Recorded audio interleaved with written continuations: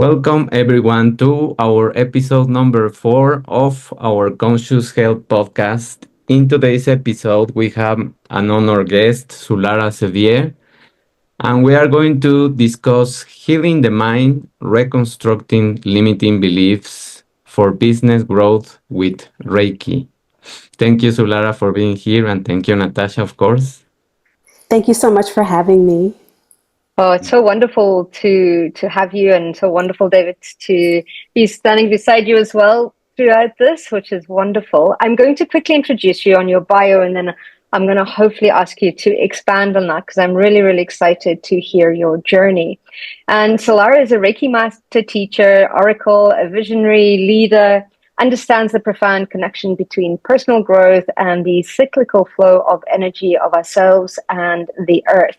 And her journey as a retired cardiac nurse, healer, and speaker ignited a passion to empower high impact leaders and to embrace self-healing and personal development.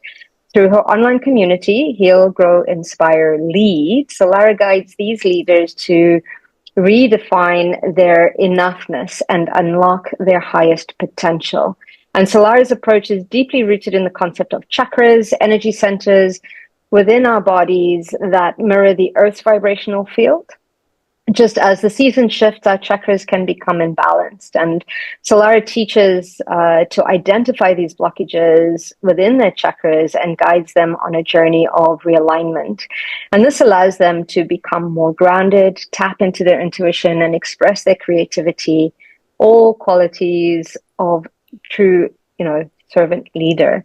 And this holistic platform extends Soulara's vision beyond individual healing. It serves as a haven for transformation, offering experiences like Usuri Reiki training and chakra balancing workshops by integrating practices like intuitive channeling and skin. I don't know how to say this, carotenoid testing. You're going to have to correct me on that, which can reflect energetic imbalances. And Soulara bridges the gap between the physical and the spiritual realms, which fits this podcast perfectly. And Soulara emphasizes the importance of aligning our personal growth journeys with which empowers leaders to cultivate the self-awareness and energetic flow needed to inspire positive change within themselves and the world.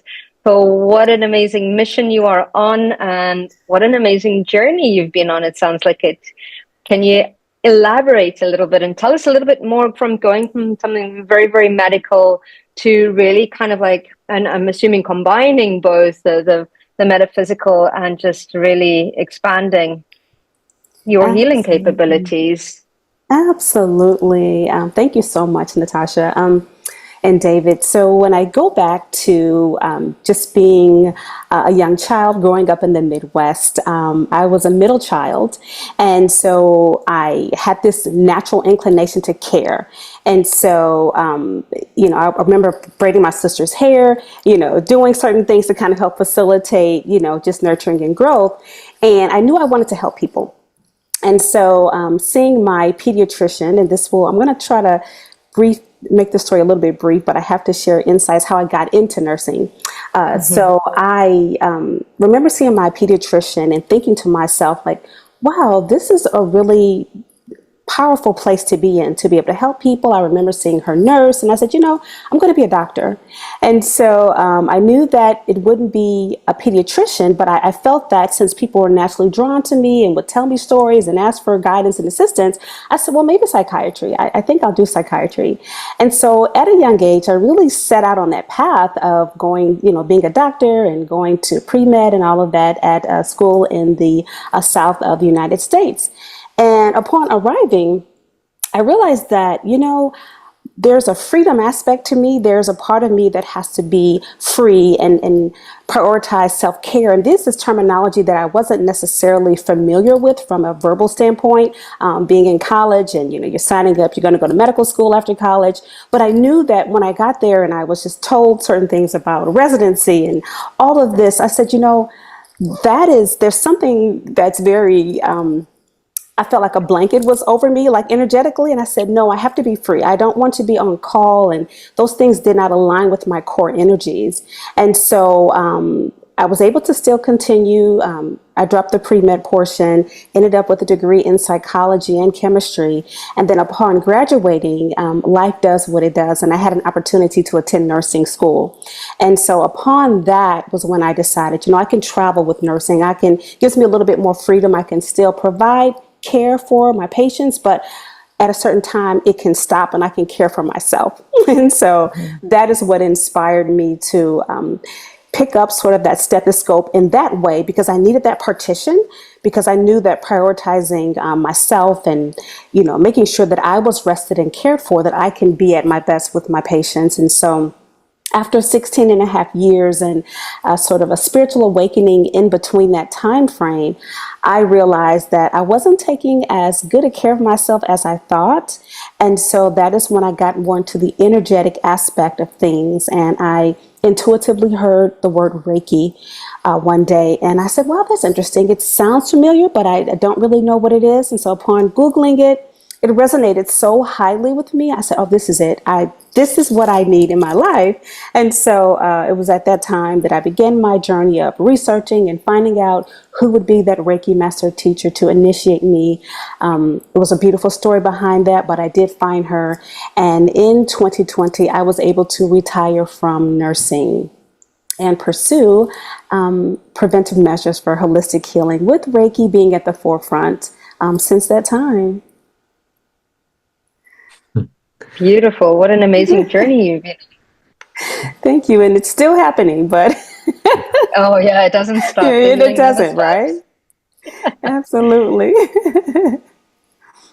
I so relate now much more to your story, because just recently I also had a call to study Reiki and to start my preparation into becoming a master Reiki also teacher. Oh, beautiful. And I have been taking it slowly, because I need to soak up all the information, and also sensing what is changing, because as you mentioned, everything changes when you open those channels of energy and you start perceiving more things, being more intuitive, and also accepting changes, something that is difficult sometimes to accept. And just knowing that we are all vibrations and perceiving those things. So my follow-up question would be, how do you help people now with those intuitive skills in terms of the corporate world to understand what is blocking them? That is a lovely question. When we think about the corporate world, we think about people who may be more based with their regular thinking. They call things such as Reiki maybe woo-woo, or I don't know. They kind of have a little trepidation when we deal with spiritual aspects. And so fortunately, I have had the experience of being both in corporate healthcare, which is essentially nursing, and then knowing sort of the thoughts and behaviors and challenges that people face, as well as the spiritual aspect, and knowing that everything is tied to energy centers in our bodies, which are our chakras, and also other meridian lines. And so my mom used to tell me when I was growing up, she would say, you have such a way of explaining things. You really should, find out how to tap into that. And so I come from a line of teachers. She was a teacher and grandmother and aunt. And so no surprise here, Reiki master teacher. I wanted to go all the way. And so I just start from a core understanding that we are all energetic beings. There is a lot of science behind that now. There's the, double slit experiment that shows how, a thought can be both a particle and a wave. We can get very scientific with it, but the whole point of it is to understand a thought is energetic. And by the time it leaves, our brain, it's sending out an impulse of energy. And even when we look at our bodies and our atoms, thinking about how our protons and neutrons and electrons, at the fundamental core, we are energy, and we're communicating with those thoughts energetically. And so depending on the environment that I'm in and the organization that I'm speaking to, I just really hone in on that with language that makes sense to them, but sort of highlighting that we're already energetic and, creating conversation in a way that brings about these energy centers that could deal with, for instance, limiting beliefs or fear of failure for someone who is a business executive. Where did that come from? What was your birth order? Where in our body do you feel that? Because everybody may feel it in different places. Even though I can say, generally speaking, a fear of failure might be the crown chakra with dealing with a higher awareness and that failure isn't real, it could also be attached to a unhealed trauma in the root chakra, maybe when the person was a child and experienced, being made fun of or something like that. And so using my intuition with conversation, using the language that supports their current belief system, I can have a better understanding of how to move forward and bring in language that makes sense. And again, that hallmark foundation is everything being energetic, and we can correct things that have been sort of misaligned or things that are blocked. The body was created to heal itself. It loves to be in flow and balance. We're in the month of October. We're getting ready to head into Libra season. Today is a new moon slash solar eclipse. So we're dealing with this balance. And so the body loves to do that, have homeostasis. And so with that, I'm honored to be in the, work of a Reiki master teacher and to help facilitate that balance and harmony in the body. Beautiful. I have a question for both of you, in the sense that, so when I found Reiki, I'm very lucky to have been born into a family that's spiritually gifted. A bunch of healers in the sense of hands-on healing and all that maybe. I'm also Portuguese. So for me, that aspect was always, the terminology was quite different. And when I found myself at a place of burnout, I thought, no, there's something wrong happening energetically, because even though I was born into a spiritual family, I never thought that I could live a spiritual life in using my gifts to support others. And I also went off and I did all the corporate, kind of a thing, and then ended up at burnout and thought, no, wait, something spiritually is blocked and I need to go back to my foundation.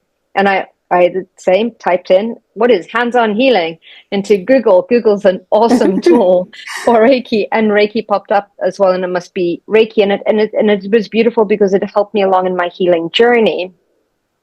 And even though there was always a basis of some sort of metaphysical, back then it was that you've got to trust it. Like you said, we didn't have the terminology for everything. It was just like, you've just got to trust it, kind of a thing to, Reiki putting that into some sort of a form, and, the first 21 days of really starting to allow for that healing.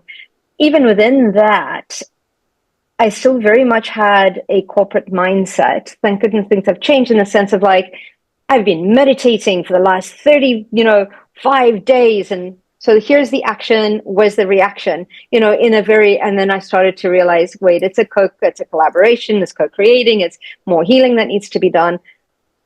So my question to both of you, and I know this is a long-winded story, but it's just, how did you go from very much a medical kind of basis and foundation to now looking at, okay, wait a minute, there is this, and on a spiritual level, I know that you've always been healers, always meant to be, but how did you go from that process of going, okay, something very, very tangible, to now looking at the metaphysical side of things and allowing both of them to join in? Because a lot of the medical practitioners that I work with, it's still almost kind of like it's a I need to put it to the side and I can't tell anyone what I'm doing, because people are not, it's about credibility. You start to lose that credibility where somebody's like, it's not tangible. This person's off their rocker.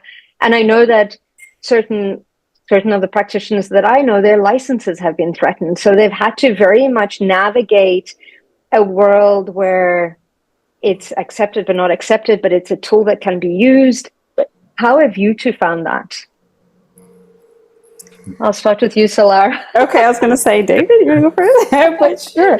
So my answer comes with a story.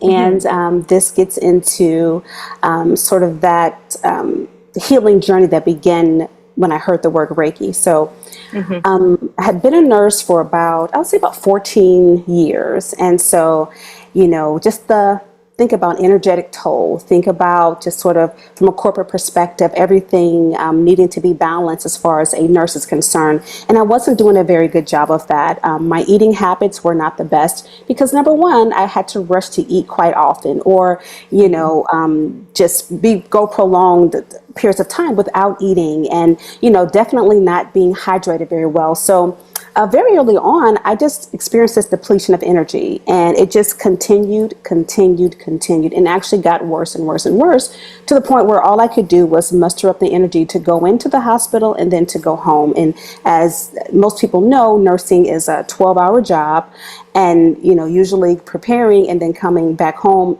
also adds on another 2 hours both ways. And so it took a toll on me over time.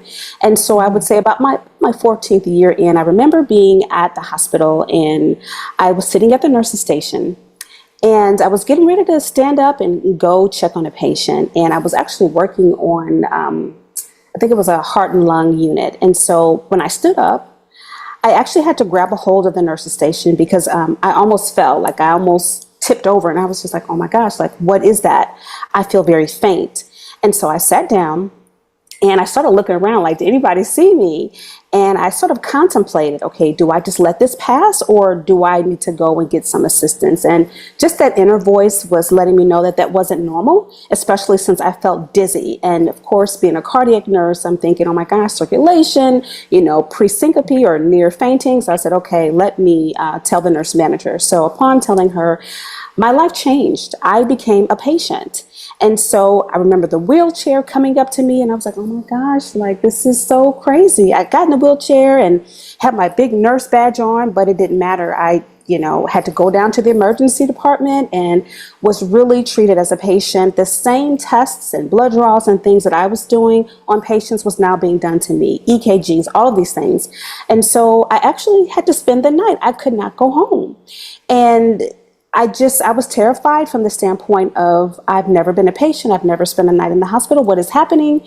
And so I had a moment to pause and think about my life and just the stress that I was putting on myself, and really wasn't doing a good job of addressing. And so in the morning, I took a cardiac stress test and, just all kinds of things to ensure that whatever caused me to have this upset or this moment of near fainting, that they could kind of see it. And I had a heart monitor and everything. Everything that I do for my patients was, of course, done to me. And so fortunately, thankfully, there was nothing that was found. They just said, oh my gosh, we don't know what happened. We're going to discharge you. We're going to give you a referral to a cardiologist. And so I knew at that moment, things had to change.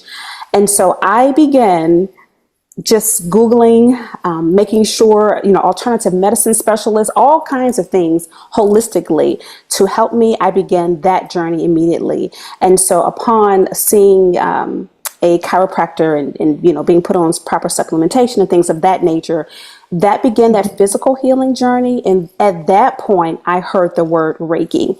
It was during that time of nurturing my physical body that I was able to give it a break. And therefore my spirit man could sort of, step out front and say, okay, we're knocking on your heart. We've been kind of letting you know that there's something greater, there's something more. And so upon hearing the word Reiki, and as you mentioned, Natasha, the rest is history. So for me, that crossover was more of a physical sort of scare that caught my attention. And once all of the scientific methods were addressed and they found nothing, all the enzymes were negative, it said, okay, this is something else. This is something spiritual then. So, because there's clearly something wrong.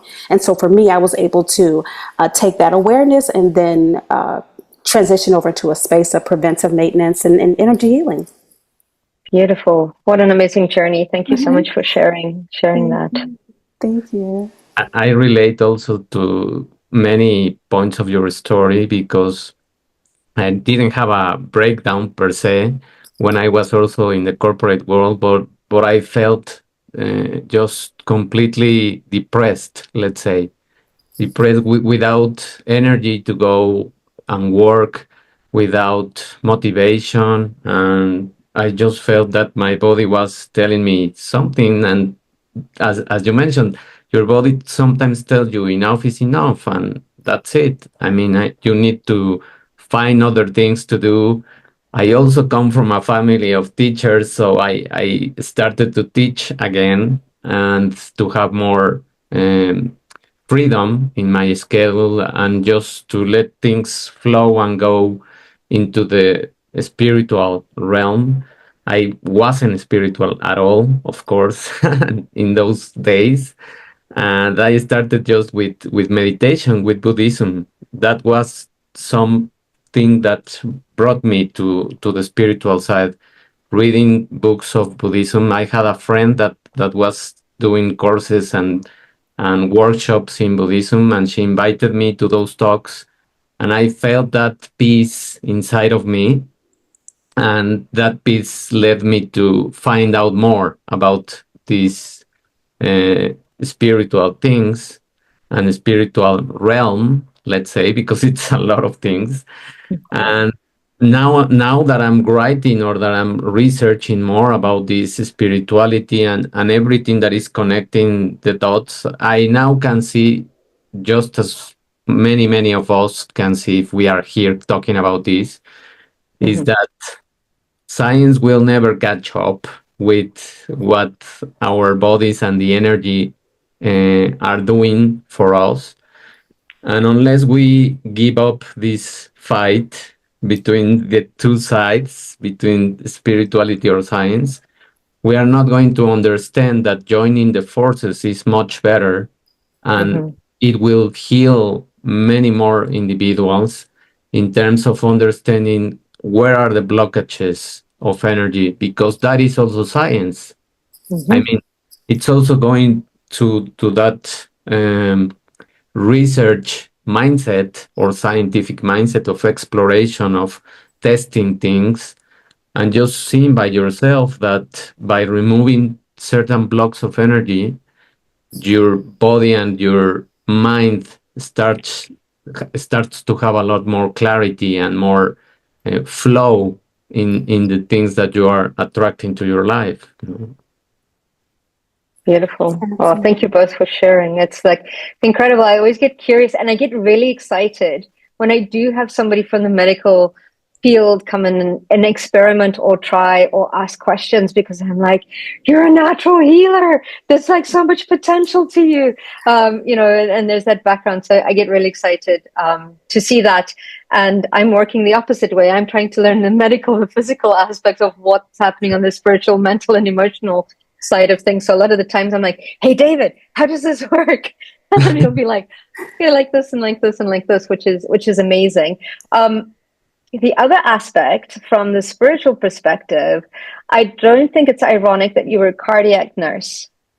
So how has that journey completed into matters of the heart to now connecting into the spiritual side that you've been working with Reiki and all your knowledge and your wisdom?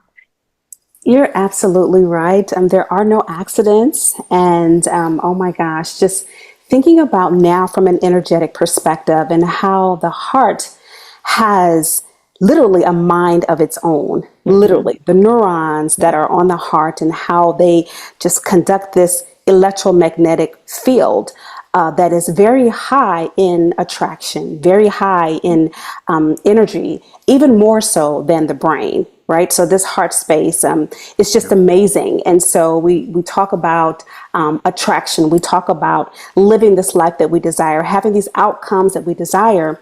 And so it has a lot to do with the heart being, and when I say the word pure, it's not from a religious standpoint. It's from a standpoint of being clear, being open to the possibilities, not having blockages such as regret or grief. That's a big one, right? In the world, since 2020, a lot of us have seen things from a global perspective. And so if we allow those lower frequencies to sort of inundate our electromagnetic field, we're going to be drawing in more circumstances and people and things that sort of agree with that energetic frequency. And so the heart has that ability to supersede vibrations and to amplify what it is that we are feeling on the inside. And so it's also not a mistake that the heart is in the center of the chakras from the spiritual perspective, but then also physically speaking in the center of the body. And so when we think about doing that work to help clear those lower chakras, making sure that we have a plan in place, because let's just be honest, when we think about healing, it's a journey, right? It's not going to be a one and done. Let me get this one Reiki session and I've got it, it's cleared. Could it happen? I'm open to the possibility, but likely there's going to need to be some support from that. And so as this journey continues and the healing is taking place and the energies are aligning and moving up, the chakra system and getting into the heart space, it can amplify more positivity, more creativity as we begin to express with our throat chakra, have this awareness with our third eye chakra, and then this crown being open to so much magnificence with the cosmos and just what our purpose is can really help to balance our purpose and who we are and what we came to do on this beautiful planet. So for me, I had that physical experience with the heart and even having to face my own heart from a physical perspective. And now from an energetic perspective and understanding just that magnetic nature and how it can amplify who I am as a being. I really am honored to have that awareness and share that with clients and how that can manifest for them. Mm-hmm. Yeah, I love that, especially as we're moving from an era of relying only on our thoughts and dropping into our body and into our heart. I think it's something that we've all avoided, even in the corporate world. It's like, and I came from a place where like business doesn't have a heart, you just need to show up. And it's like, hang on a minute. The business is a whole entire entity, a being. It's sometimes we refer to it as a baby. That heart needs to be in there, whether you own it or work for it or in alignment with it. But I love that we've also, and you're going to be so busy because we've also been so accustomed to suppressing those emotions, right? And kind of like, nope, just shove it in somewhere and just keep going. Your mind controls your body. Let's just keep going. But looking at that from that other perspective of absolutely your mind controls your body, so you can heal your body with your mind as well. But that dropping into that heart space, I think that vulnerability is a scary space for a lot of people. And yeah, so yeah, I love that you're on this mission and very, very heart-centered. And yeah, I love that you found it through working with the heart and focusing there. Because my focus was craniosacral. So it was very much kind of like working with the nervous system and looking at that aspect of spirituality. So I love that you connected in with the heart as well. Well, thank you. And thank you for actually bringing that to the forefront. It's one of those things that I sort of subconsciously knew, but I hadn't thought about it in the way of, okay, cardiac nerves, and then just kind of focusing on that central aspect of the heart chakra and what it does and what it can do. So thank you for bringing that to the forefront. Mm-hmm. Okay, you're welcome. You're welcome. And following that line that you brought, Natasha, and thank you also for bringing that up. How do you explain also these relationships between the chakras and the blockages of energy to an employee or to a CEO or to a director, whatever the position is in the corporate world, when they are stuck in one place and they keep finding that wall with either decisions or they have problems with an individual, whatever it is the case that is blocking the energy? How do you explain that? Because your example of the heart and also being a heart cardiac nurse and also those blockages of energy and that faint sensation was more than clear. That was your energy speaking out loud and trying to make some sense into you, let's say. So how do you make sense into those people that they are left brain mainly, and move them to the right brain? Oh my goodness, that is such a powerful question. And, you mentioned something very important about how what people are experiencing is just the projection of that energy, right? If there are blockages within the body, there are going to be some mirrored blockages outside in the environment. And what does that look like? And so I work backwards with that. And so, I'd like to know up front, I will ask the client, okay, what is the challenge at this time that we would like to address first? And so depending on what their answer may be, so for example, if someone talks about, I'm not really clear in my, vision for this particular project, like there's confusion, like I have writer's block and things of that nature, I go into that a little bit more because that's a more of a mental, higher chakra sort of challenge. And so I get into the third eye chakra, for example. I get into the crown chakra, for example, and also what's happening in the environment. What sort of things are they eating? How are they maintaining and practicing self-care, if at all? Because, as Natasha mentioned earlier, quite often it's just, show up and, you do good and you don't, meditation. I think now we're kind of easing up and we're more accepting of practices that help, sort of that holistic wellness. But overall, I think there's still that language of, not admitting that there's a part of themselves that needs to be looked at and sort of worked with for the greater good of the company and themselves as a whole. And so if we look at that example that I gave, and there's indecisiveness and lack of innovation and creativity, there's more a mindset of movement. I found that movement of the body is very helpful in getting the person to feel comfortable about what we're going to be talking about. So I will, get them to move in certain ways, and those movements are kind of connected to the chakras within themselves. And so we're moving the hips, we're moving, the core, we're moving the root and things of that nature, even with the head. And so with that helps to kind of program that sort of the body we're going to be releasing now. Get ready. If we're moving our head and we're putting it in circular motions, one way and then the other, we're sort of signaling to that part of the body, we're getting ready to work with the energy here. So with that intention already, there's already an ease of flow. There's already some of that tension beginning to release. The client is able to say, okay, I don't know why, but I feel better. I haven't moved like that in, all week. The breath is so important.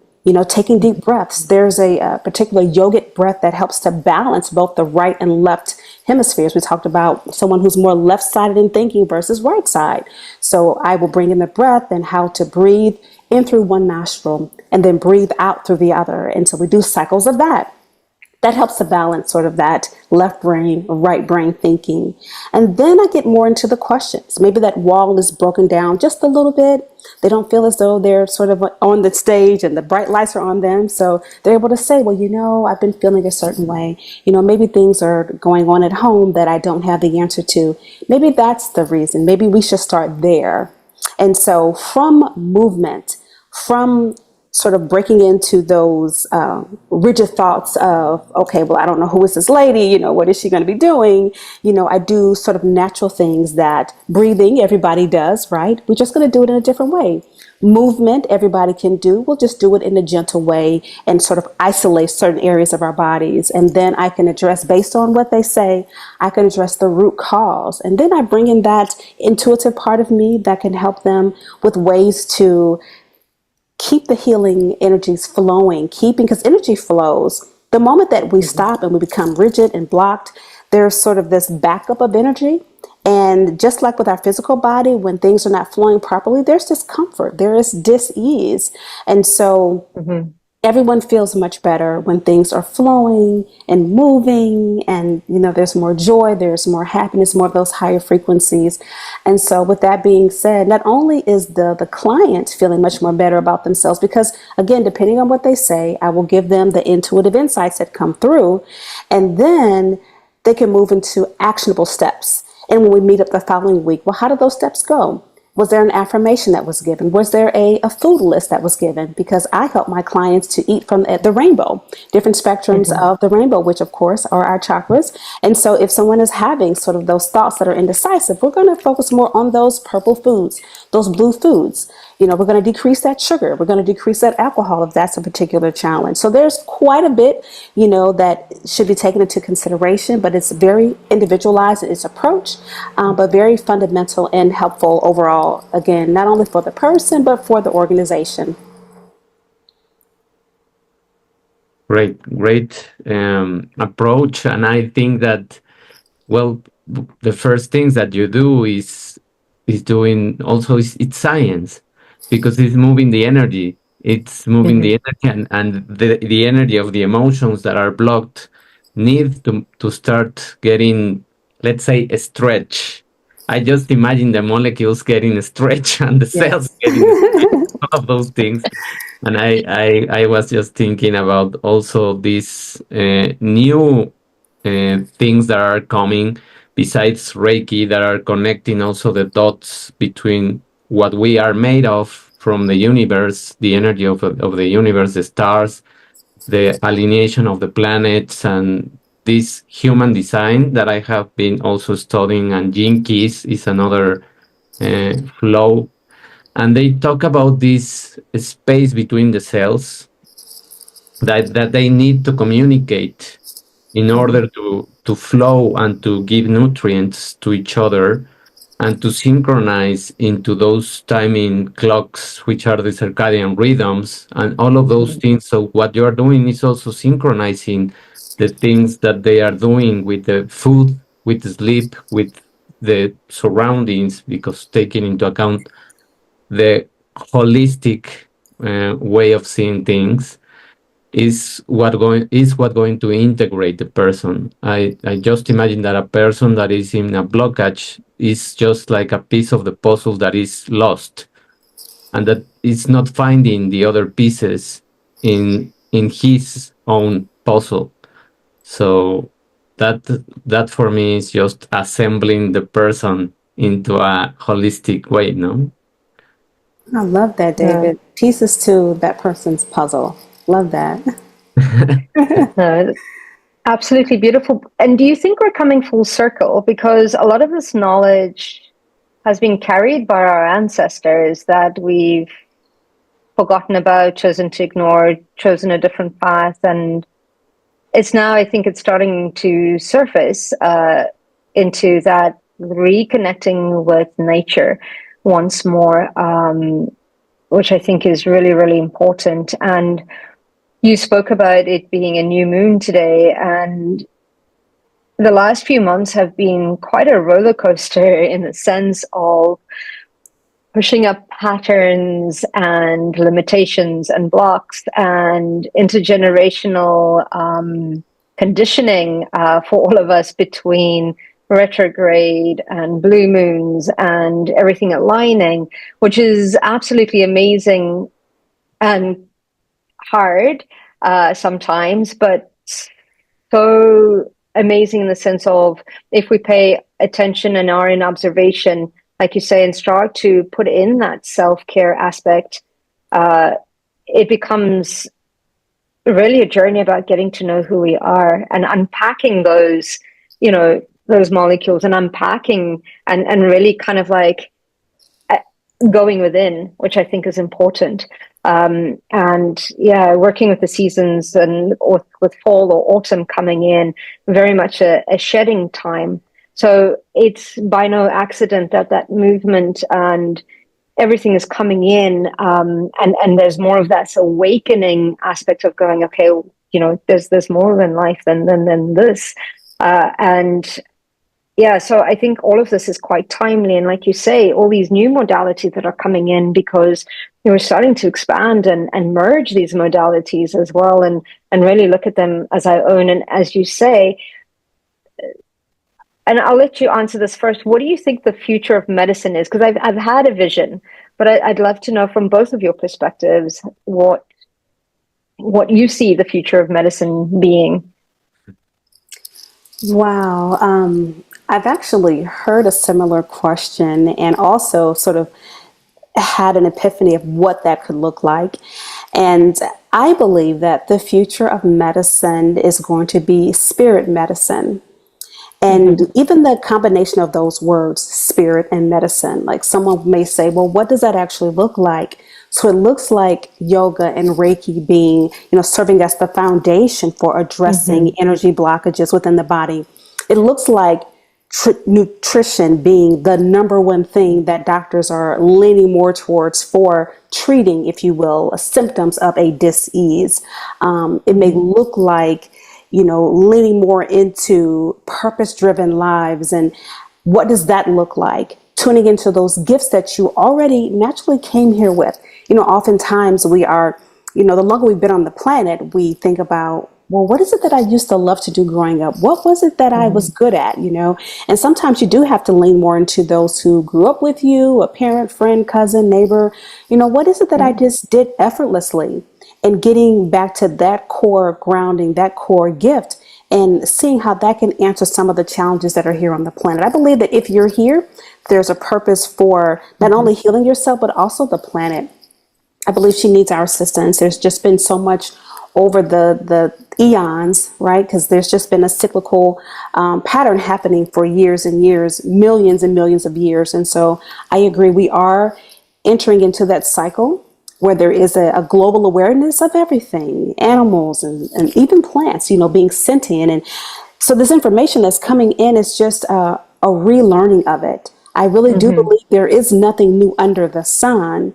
We just may change the name. For instance, I love how you mentioned hands-on healing. Well, some people call that Reiki. Some people call that Qigong, right? There's different names for it based on the cultures. Yeah. But ultimately, as long as we are doing those methods that help to assist people, I think that's more of our focus and target, the outcome, the impact that it's creating in the lives of others. So I do believe that, medicine, the future of medicine is going to look very much holistic in nature. And we're going to be leaning more on those plants. Even the plants, everything has this frequency that's beautiful.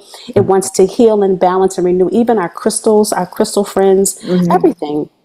And if we lean into those modalities, I do believe that we'll find just more of a balanced approach to well-being. Yeah. Beautiful. I completely agree with that vision that you have, because the more we understand that we are not separate pieces of a bigger puzzle, the easier it's gonna be that we join forces and we help each other and we start understanding that we need to work, that there are so many fractals of information or replication of that information within us. The body works in ways that are cooperating with each other and communicating with each other. There is no competition, there is no ambition, there is no lack, there is no, let's say, envy, or all of those things that come from the external part or the ego part. They just don't fit into the design of our body. So if we just pay attention to more how we are constructed, how we work, how all these cells are communicating, how these organs have a timing, and they also are affected by the moon, by the seasons. That's where we understand that we connect with something that is bigger than us. And I also think that is what is gonna come. That we need to have an easier way to map ourselves in terms of the spiritual side, which are these new trends or new ways of thinking, like human design and gene keys.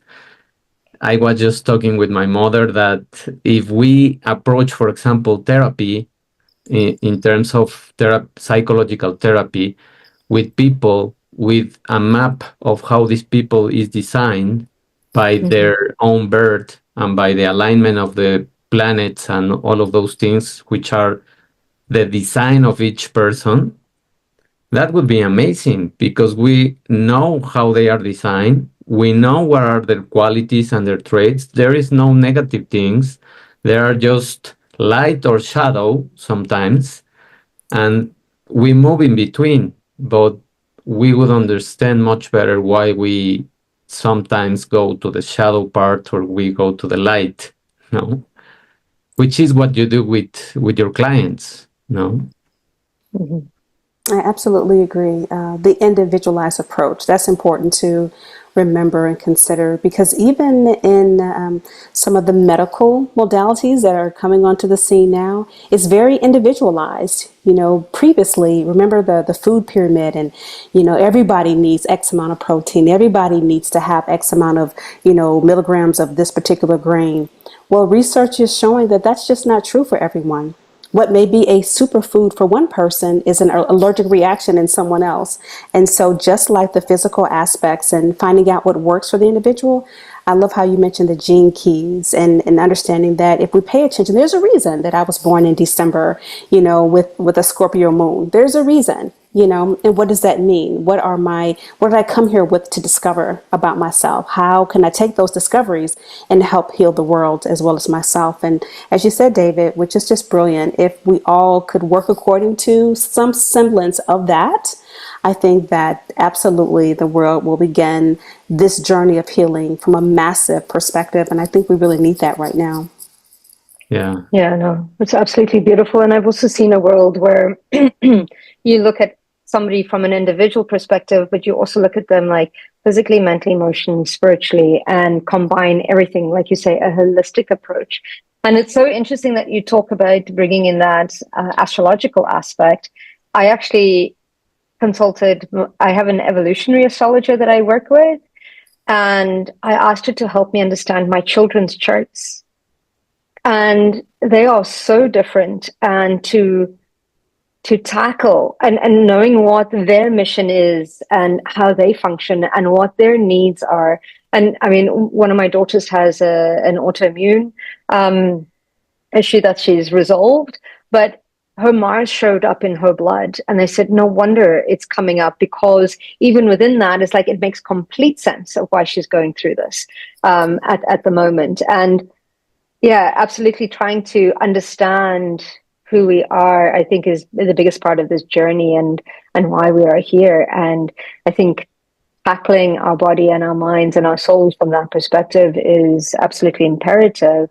And I love that these tools are coming in and starting to merge with so many different people. And yeah, it's an amazing to see. So I absolutely get excited with, just seeing that expansion of Western and natural holistic medicine starting, because I feel that there's a place for all.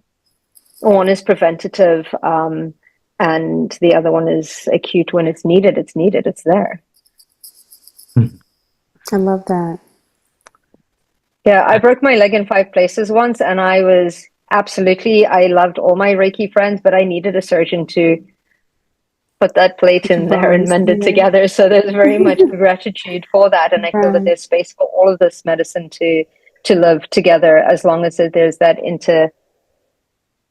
interconnection, which is important, that spiritual and science. Yes. I was thinking to integrate all the information that we have talked, and also what we are discussing, and you are giving us this perspective on the corporate world and limiting beliefs. How can you summarize many of the approaches that you are doing with the corporate world in terms of visualizing for them what is unlimited ability, let's say, to flow in their own work or in their own corporate ladder, let's say? I love that. It brings a lot of introspection into place. And I would answer that by saying the possibilities are endless. We live in a realm where anything is possible. So the road to getting there is unique for each and every person, therefore every business, every organization. And so we just have to be open to the possibilities. If I could work with a group that is just open to the possibilities, we can go so many places. So the first thing would be awareness and just the acceptance that anything is possible. And the second thing would be to have the sort of the courage, if you will, to sort of take those rocks and turn them over. We talked about sometimes it could be a little daunting to realize that, hey, there's some shadows. I think, David, you mentioned that. There's some shadow aspects of myself that I may not have been aware of, but maybe a team member or a coworker brought that into the forefront.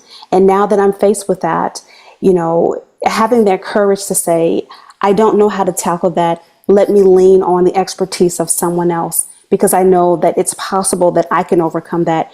Maybe, and I think you mentioned this, Natasha, about our ancestors and how we are literally carrying those DNA codes within our bodies, spiritually and physically, emotionally, everything. And so maybe there is something that pops up on a particular code or strand, and we're not prepared for how we feel about that. Like someone may say, I don't know why I feel this particular way about this, topic. Maybe it's not just you. Maybe there's an aunt or uncle somewhere down the line that was, that resolution and therefore heal that particular blockage. And so having the courage, I would say, is number 2, to deal with those things as they come up and sort of commit to a journey of healing, which is going to be holistic. Absolutely, including nutrition and rest and hydration, but also those energetic aspects. And then also from a physical perspective, what's going on in our bodies. And Natasha mentioned in my bio, I talk about carotenoids quite often, and technology that I use. This is much more physical in nature.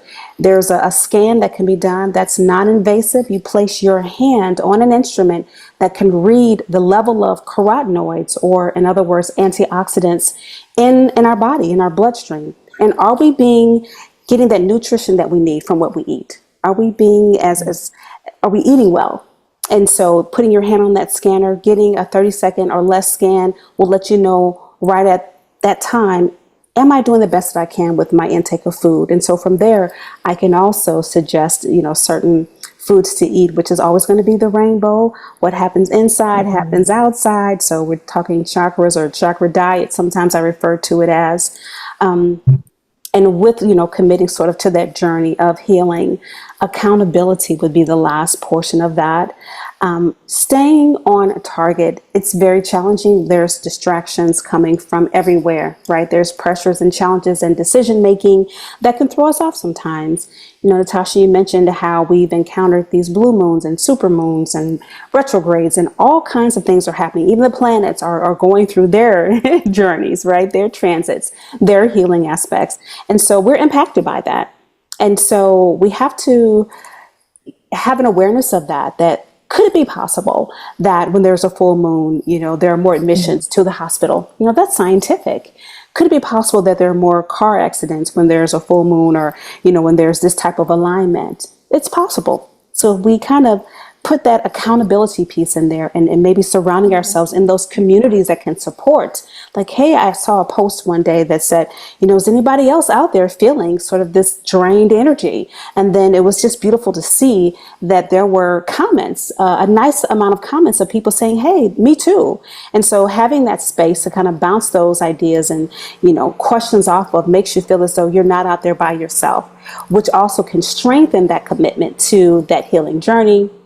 And then therefore, walking down this path of preventive maintenance is what I call it, because you do have to maintain it every day. There might be a slight shift, right or left, but ultimately you're moving, you're in flow. So those are the things that I would suggest. Thank you. Thank you, Soulara. I think that you made a great point in terms of this expansion of our abilities, our skills in this corporate scenery or arena, and how people can start understanding that they are not separated. And if we make the exercise that we did here in this conversation, the question about how medicine looks for you and for me in the future, if you make that exercise in a corporate world, how does your group of people looks like in a perfect world? Let's just talk about that, and let's just imagine from there how there are certain things that can be moved and why are they repeating, because those ancestral lineages in a corporate world come from the archaic way of doing things, no?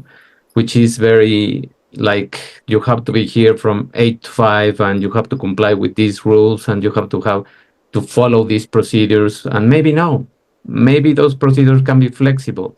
Maybe that schedule can be flexible as long as you commit to deliver what it is being requested for you. So being flexible, I think it's the key to understanding that we have so much more potential. No? So true.